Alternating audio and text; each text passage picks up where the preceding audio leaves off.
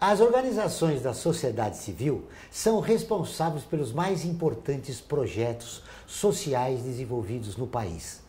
Sua atuação tem reconhecimento internacional, o que não acontece no próprio país. Com a crise econômica e social, qual é a atuação das ONGs no Brasil? Para falar sobre o assunto, recebemos o José Alberto Tosi, contador e auditor e sócio da Tosi Terceiro Setor.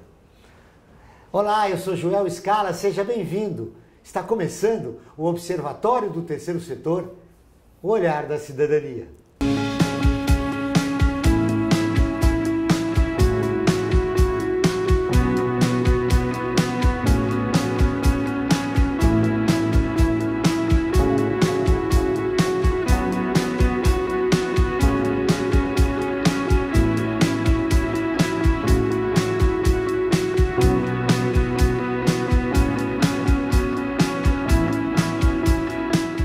José Alberto Tosi é formado em Administração de Empresas pela FGV, graduado em Ciências Contábeis e MBA Executivo Internacional na FIA, mestre em Administração com ênfase no Terceiro Setor pela PUC São Paulo. É autor de vários livros, dentre eles SOS das ONGs e ONG Sustentável. Tosi, seja bem-vindo novamente ao Observatório. Muito obrigado. É um prazer estar aqui de volta, falando com os telespectadores do Observatório do Terceiro Setor, sobre aquilo que a gente ama, que é falar sobre o terceiro setor. Tosi, uma coisa crônica que acontece no terceiro setor é a situação tributária das organizações da sociedade civil. Como é que você vê essa questão? Olha, uma questão bastante debatida, discutida, controvertida e que traz sempre uma insegurança jurídica para as organizações de terceiro setor. Nós dizemos comumente que a lei tributária no Brasil é complexa. Ela é mais complexa ainda para as organizações de terceiro setor. Se não, vejamos, uma entidade sem fins lucrativos, ela tem algumas imunidades ou isenções de impostos, mas não tem isenção de contribuições. A entidade sem fins lucrativos, que tem o SEBAS, que é o Certificado de Entidade Beneficente de Assistência Social, tem as isenções de impostos e as isenções de contribuições. Uma entidade sem fins lucrativos que gera renda, que pratica atividade econômica, terá outras tributações, às vezes semelhante às organizações lucrativas, às empresas lucrativas. Então vejam, é bastante confuso e eu acho que a gente tem que tratar isso caso a caso, olhando os títulos certificados que a organização tem e as atividades que ela faz. O governo acena com uma mudança nas organizações ligadas a projetos na área de educação. O que pode impactar nas organizações? Eu acho que esta PEC paralela, criada pelo relator da Previdência no Congresso, infelizmente traz a retirada do SEBAS para as entidades de educação. Acho isso muito ruim, até porque pega uma política pública, que é a educação. Nós temos saúde, temos assistência social, que também tem direito a esse certificado. Eu não concordo com isso, eu acho que é muito ruim para as organizações de terceiro setor, que têm a isenção das contribuições e muito provavelmente, se vierem talvez a terem que pagar, muito provavelmente boa parte delas vão fechar as portas. A atual crise política e econômica impacta na atuação das organizações da sociedade civil. E o terceiro setor é formado por pequenas e médias, na sua maioria, organizações. Como as organizações podem se desviar dessa crise, né? Enfim, como elas podem continuar seu trabalho diante dessa realidade brasileira? Há uma questão clara e clássica no terceiro setor, é assim, o terceiro setor sempre aprende a se virar. Nós temos crise econômica, crise política, legislação, e o terceiro setor está sempre sobrevivendo. Óbvio que algumas coisas afetam mais do que as outras, né? Então nós estamos numa crise econômica, o que tem dificuldade de captação de recursos. Você tem alguma questão política, como dissemos agora, o SEBAS, que afeta as organizações. Mas uma coisa muito interessante é que o terceiro setor consegue driblar tudo isso ao longo do tempo. Um dos graves problemas que acompanham, né, a vida dessas organizações, primeiro, num momento como esse, captar recursos. No segundo, aprimorar a sua gestão, né? De como fazer isso nesse momento, Tosi? Quais os ingredientes necessários para que a organização possa passar esse momento? Olha, a primeira coisa é conhecimento, né? É treinamento, é formação. Infelizmente, o terceiro setor no Brasil, na minha opinião, não tem uma gestão profissionalizada e que absorve todo o conhecimento existente, tanto na gestão como na tributação, como nos controles, e isto efetivamente dificulta a gestão. Então, há que haver um empoderamento do conhecimento para que a gente possa melhorar a gestão. E esse empoderamento vem através de formação, de participação em cursos, de divulgação, como estamos fazendo aqui, através do Observatório, falando sobre algumas peculiaridades do terceiro setor. Muito. Uma das fases que o terceiro setor teria que superar é sair da fase assistencialista e passar para a profissionalização, como você citou. Nesse momento, como é que você vê o terceiro setor nessa perspectiva? Eu ainda acho difícil. Ela vem evoluindo, mas a passos lentos, até pela falta de recurso e pelas dificuldades. Acho que adoro o trabalho voluntário, acho isso importante, mas a profissionalização do terceiro setor, na minha opinião, passa pela remuneração de dirigentes, ou seja, contratar pessoal com capacidade para poder investir um pouco na gestão das organizações. E aí tem, digamos, não tem tanto um problema societário, tem questões, digamos, de tributárias, trabalhistas, mas isso já é possível e eu acho que esse seria um dos caminhos para a profissionalização. Obviamente, as entidades de porte pequeno e médio talvez não tenham recursos para fazer isso, então temos que começar pelas que podem, para depois caminhar pelas que não podem.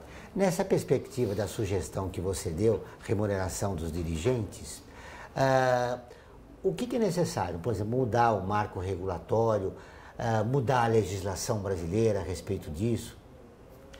Na verdade, mudanças já foram feitas. Hoje o Código Civil brasileiro permite que uma organização sem fins lucrativos, associação ou fundação, remunere dirigentes estatutários. Então isso já é permitido.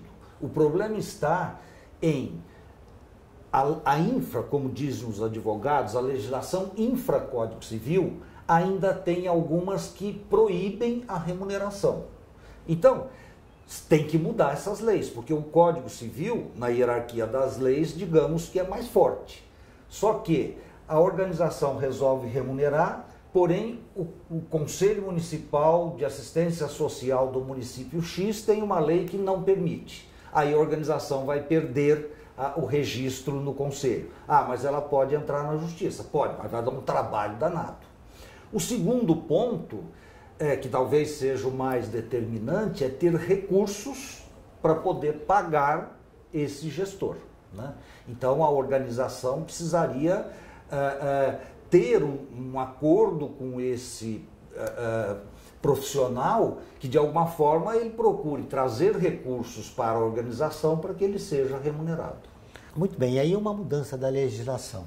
Todas as terças e quintas-feiras, ao vivo, às 14 horas, tem programa de rádio Observatório do Terceiro Setor, onde recebemos especialistas que, junto com os ouvintes, debatem os principais temas da atualidade e do terceiro setor.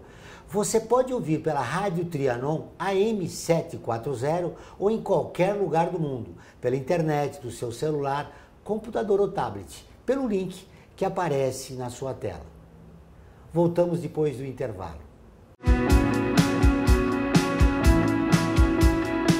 A FIA é muito mais que uma escola de negócios. É graduação, pós-graduação, MBA, mestrado e consultoria para empresas. Isso faz diferença. Conheça a FIA.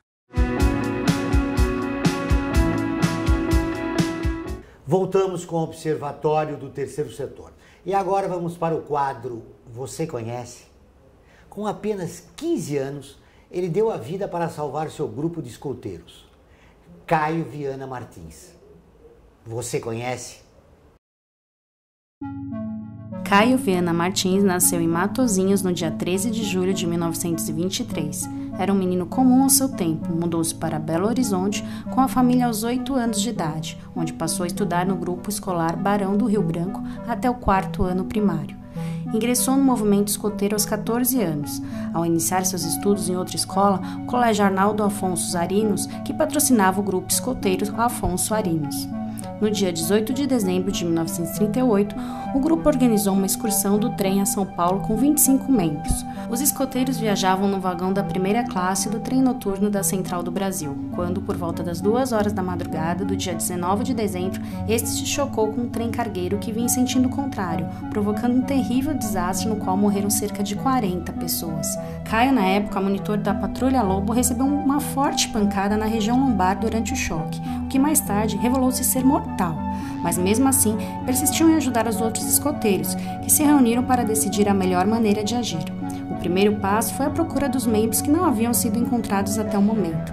O Lobinho Hélio Marcos da Almeida Santos e o escoteiro Jefferson Rissa Safut foram encontrados mortos.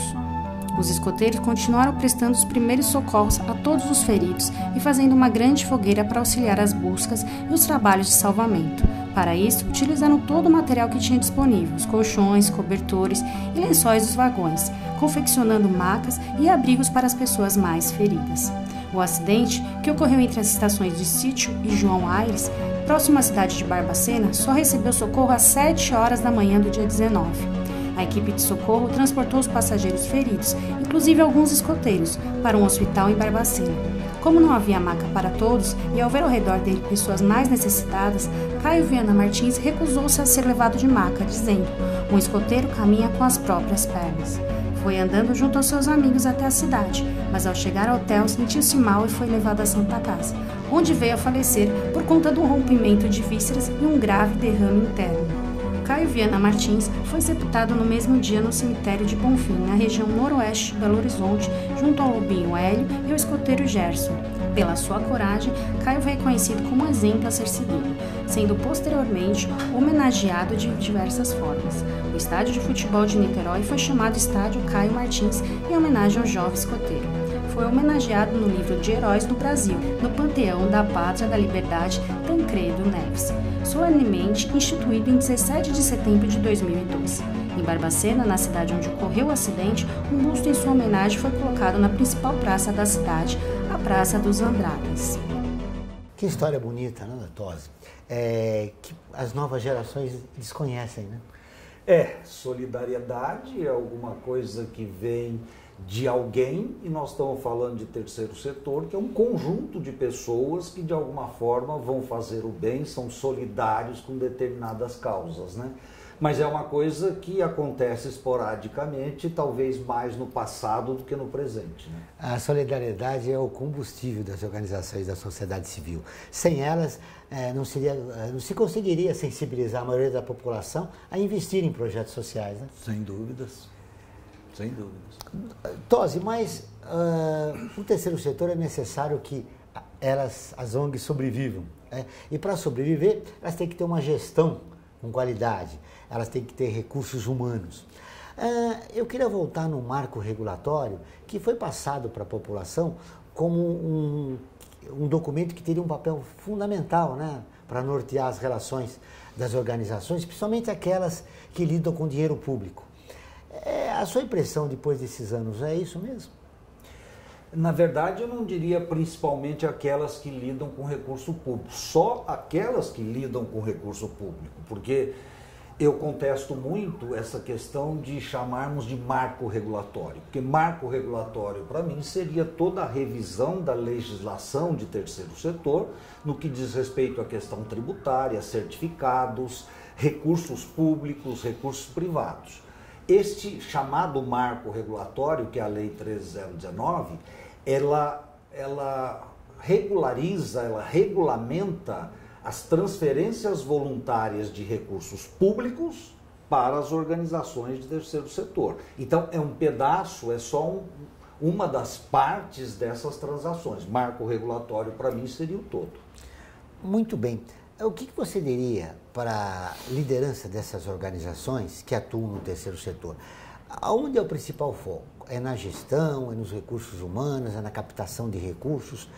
Que detalhes encerram uma organização de qualidade, que atua com qualidade no terceiro setor? Eu diria para você que talvez seja um todo, mas efetivamente não dá para fazer tudo ao mesmo tempo.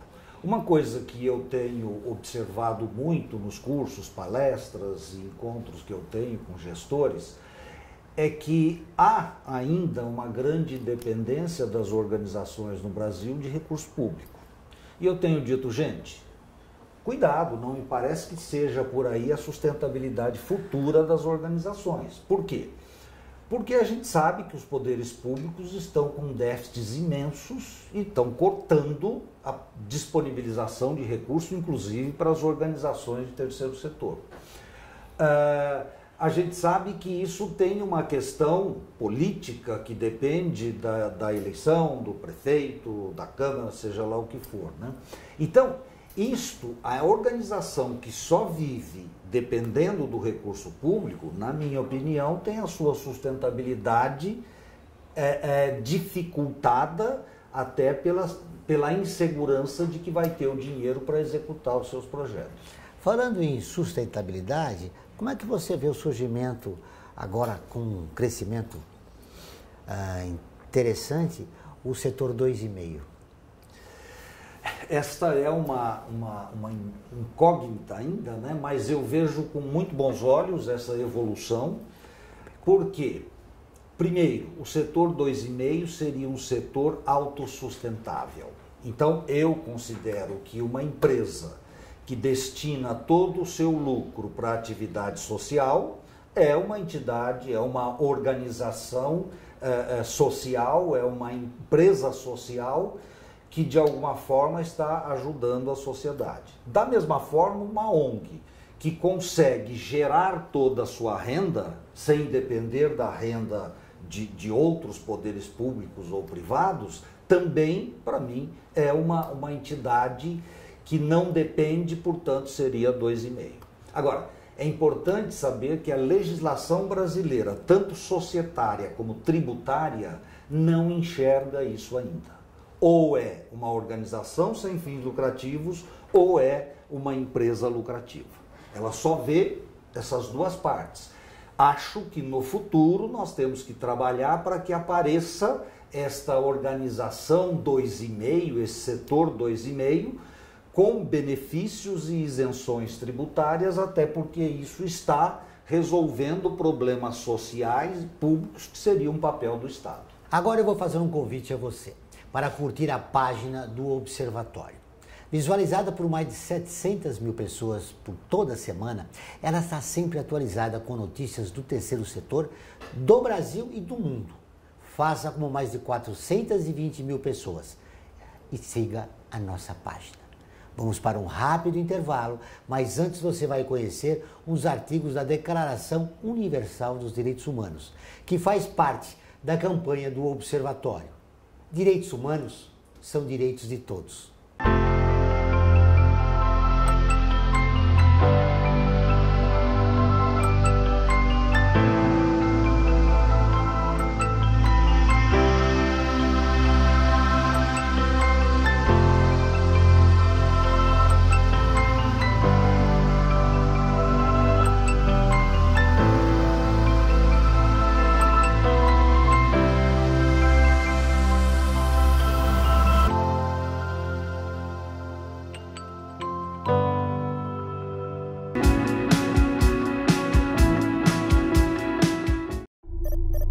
Internacionalizar a economia afeta o seu emprego? Para onde vai o Brasil? Ter opinião sem análise é só repetição. Repetição, repetição, repetição, repetição, repetição, repetição, repetição, repetição. Informação é importante. Análise é fundamental. Le Monde Diplomatique Brasil. Independente e crítico.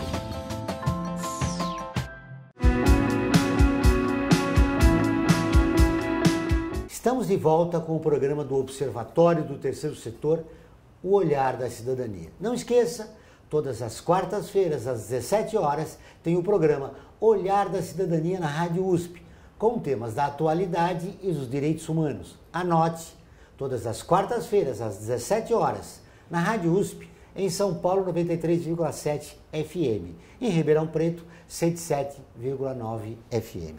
Tosi, como é que você tem visto esse ataque às ONGs feita pelo governo? Olha, Joel, eu acho que assim, generalizações sempre são complicadas.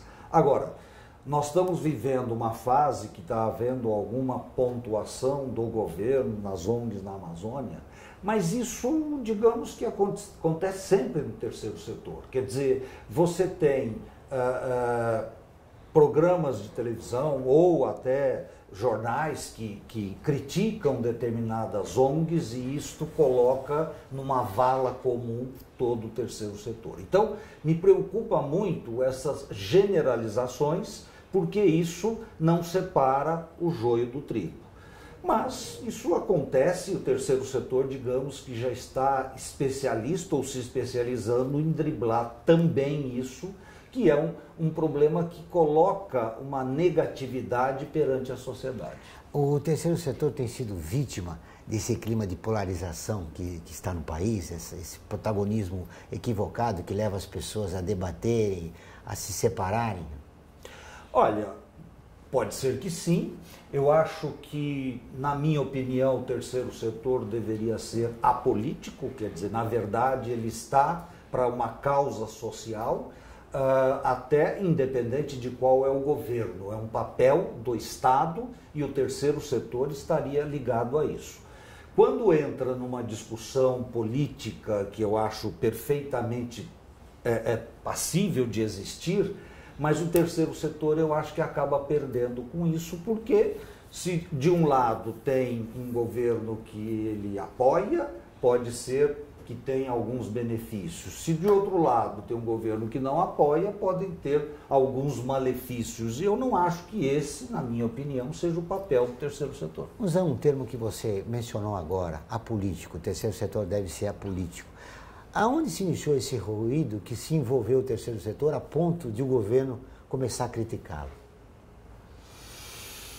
Olha, aí nós estamos até com uma questão internacional, né? Que além da questão nacional, nós estamos com uma questão internacional, que é a Amazônia, e que, digamos que existem muitos interesses por lá. Você não sabe se os interesses dos países lá fora são genuínos, ou se realmente tem outras intenções, e as organizações, ONGs que estão lá, boa parte delas são financiadas com recursos internacionais. Então, se os países não têm o interesse genuíno e essas ONGs são financiadas, eu acho que pode ser criticável. Agora, mais uma vez, precisa levantar, entender, documentar para não envolver todo mundo dentro de uma vala comum.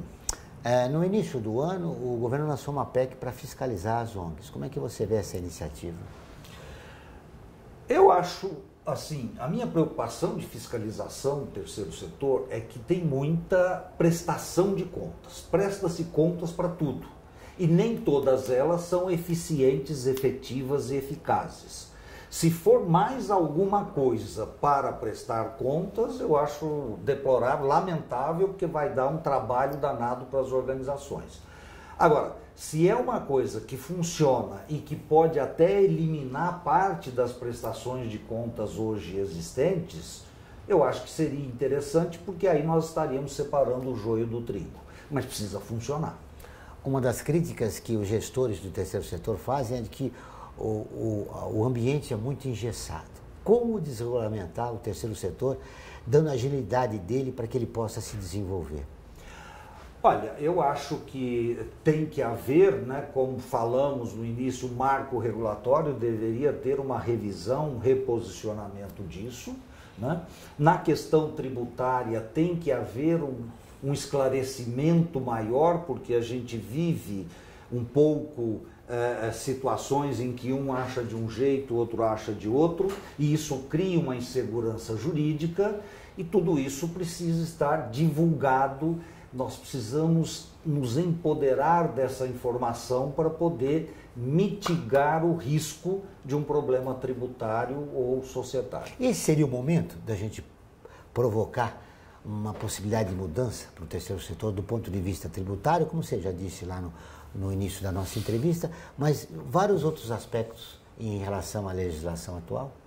É que quando você começa a ter mudanças na legislação, ela começa, digamos, a respingar no terceiro setor. Então nós tivemos aí a reforma da Previdência, que está caminhando, e a PEC paralela da retirada dos SEBAS da educação. Estamos agora discutindo a reforma tributária.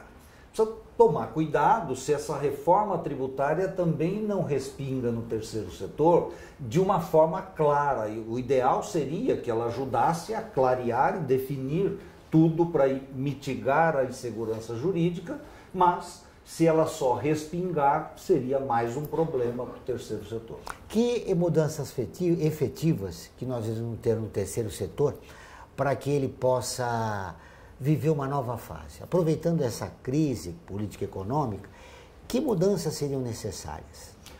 A pergunta é muito boa, mas ela, assim, vale $1 milhão, porque cada um tem uma ideia, cada um, né, pensa de um jeito. Mas eu defendo que as organizações de terceiro setor deveriam diminuir a sua dependência de recursos públicos ou privados e gerar parte da sua renda para que ela possa, então, executar os seus projetos de uma forma mais independente, garantindo a sua sustentabilidade, que seria o caminho do setor 2,5. Muito bem. Para finalizar nossa entrevista, Tosi, um olhar para o futuro. Na próxima década, como é que você vê o terceiro setor no Brasil?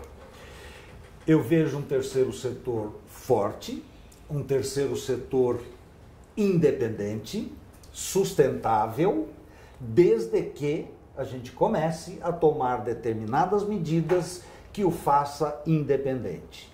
E, gente, na minha opinião, não vamos ficar esperando o governo e legislação para sair correndo atrás. Vamos fazer o nosso caminho de independência e aí vamos brigar pela legislação. Então, por exemplo, vamos gerar a nossa renda para ser sustentável e vamos discutir redução tributária ou benefícios, porque nós estamos fazendo o social e não ganhando dinheiro com isso.